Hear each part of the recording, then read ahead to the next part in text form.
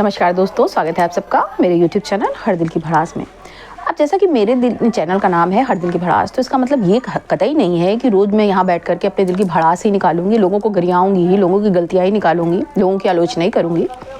मेरे इस चैनल पर जब उत्सव का समय आएगा तो उत्सव भी होगा, जब हर्ष का समय आएगा तो हर्ष भी मनाया जाएगा, जब खुशी का समय आएगा तो खुशियाँ भी मनाई जाएंगी, और जब जब समस्त विश्व में कहीं कोई ऐसा कार्य होगा जिसके लिए हमें लोगों को शुभकामनाएं देनी होंगी तो हमें उसके लिए इस चैनल से शुभकामनाएं भी प्रेषित करी जाएंगी।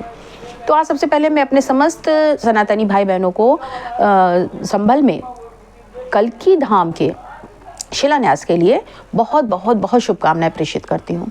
आज संभल में प्रधानमंत्री श्री माननीय नरेंद्र मोदी जी ने कल्की धाम का शिलान्यास किया। हालांकि इसके आयोजक जो हैं वो कांग्रेस से निष्कासित आचार्य प्रमोद कृष्णम जी हैं। मोदी जी ने खुद बताया अपने भाषण में कि आचार्य प्रमोद कृष्णम बहुत सालों से इस धाम के शिलान्यास के लिए प्रयासरत थे, परंतु जैसा कि सब जानते हैं चूंकि वो कांग्रेस में थे इसलिए शायद उनके लिए संभव नहीं हो पाया। अब कांग्रेस से निष्कासित होने के बाद उनके लिए इसका रास्ता साफ हो गया है। प्रमोद कृष्णम जो अब बात आई है प्रमोद कृष्णम जी की, तो सीधी सी बात है कांग्रेस का जिक्र आएगा ही कि आखिर इतने पुराने अपने नेता को या अपने कार्यकर्ता को कांग्रेस ने इस उम्र में अपनी पार्टी से निष्कासित क्यों कर दिया। आचार्य प्रमोद कृष्णम जी ने राजीव जी से वादा किया था कि वो हमेशा कांग्रेस की सेवा करेंगे, लेकिन चूंकि कांग्रेस जो है वो अब मनमोहन सिंह जी के कार्यकाल के द्वारा जब से इनके पूरी लीडरशिप इनकी सोनिया गांधी जी के हाथ में रही, तब से वैसे तो ये लोग हिंदुत्व के विरोधी शुरू से थे, लेकिन तब से इनका हिंदुत्व विरोध मुखर होकर लोगों के सामने आने लगा है, लोगों को नजर आने लगा है, लोगों को समझ आने लगा है कि हाँ कांग्रेस पूरी तरह से हिंदुत्व विरोधी है।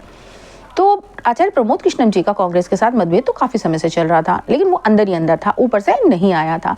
लेकिन सबसे ज़्यादा ये मुखर तब विरोध हुआ जब प्रमोद कृष्णम जी ने कांग्रेस का इस बात को लेकर के अपना विरोध दर्ज कराया कि उन्होंने राम मंदिर के जो उद्घाटन था उसमें जाने से क्यों इनकार कर दिया, वहाँ का इन्होंने निमंत्रण क्यों अस्वीकार कर दिया। प्रमोद कृष्णम जी की गलती शायद यही थी कि उन्होंने हिंदू होने के नाते वो राम मंदिर के उद्घाटन में गए और उन्होंने कांग्रेस लीडरशिप की इस बात को इग्नोर किया।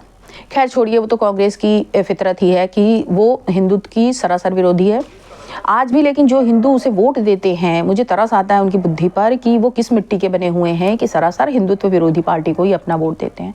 मैं ये कतई नहीं कहूँगी कि हिंदुत्व को इस्लाम की तरह कट्टर हो जाना चाहिए और हमारे देश में जो मुस्लिम भाई बहन हैं उनके संग बुरा व्यवहार होना चाहिए, बिल्कुल नहीं। मेरा सीधा सा मानना यह है कि सबके संग एक व्यवहार हो, जिसकी जो चीज़ अगर है, भाई मान लीजिए पुराने समय में किसी ने हमारी कोई चीज़ छीन ली तो आज हम उससे, चूंकि हम लोकतांत्रिक हैं इसलिए लड़के वो चीज़ छीनने का कोई मुद्दा नहीं है, लेकिन अगर हम न्यायिक लड़ाई लड़ रहे हैं और उसके न्याय के आदेश के द्वारा हमें कोई चीज़ मिल रही है तो उस पर किसी को कोई आपत्ति भी नहीं होनी चाहिए।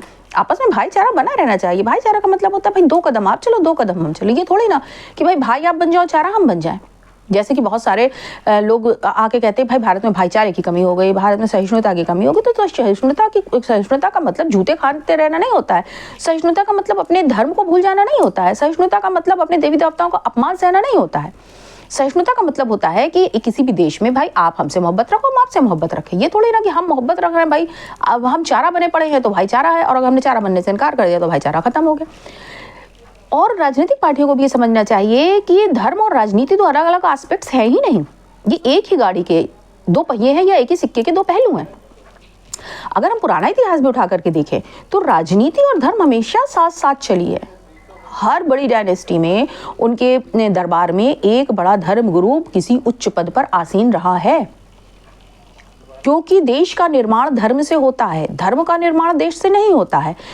देश किस राह पर चलेगा, देश में किस प्रकार की चीज़ें घटित होंगी, देश का किस प्रकार से सभ्यता बनेगी, संस्कृति बनेगी, कौन सिखाता है? ये हमको धर्म सिखाता है।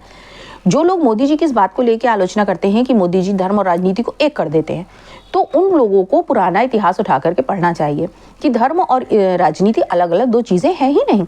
जो धर्म पर चलेगा वही सही राजनीति करेगा, और जो धर्म पर नहीं चलेगा, आप देख लीजिए जिन देशों में धर्म को नहीं माना जाता है वहां पर कोई नैतिक मूल्य ही नहीं है, क्योंकि धर्म हमें सीधी सीधी नैतिक मूल्यों को सिखाता है, वो हमें सही राह पर चलना सिखाता है।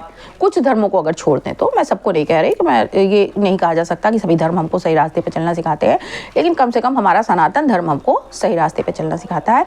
वो हमेशा हमारे मंदिरों से आप यही पुकार सुनेंगे और आज मैं अपने कार्यक्रम का जो अंत है, इस एपिसोड का अंत है, वो भी इन्हीं लाइनों से करना चाहूँगी, इसी प्रार्थना के साथ करना चाहूँगी कि अधर्म का नाश हो, धर्म की विजय हो, प्राणियों में सद्भाव हो और विश्व का कल्याण हो।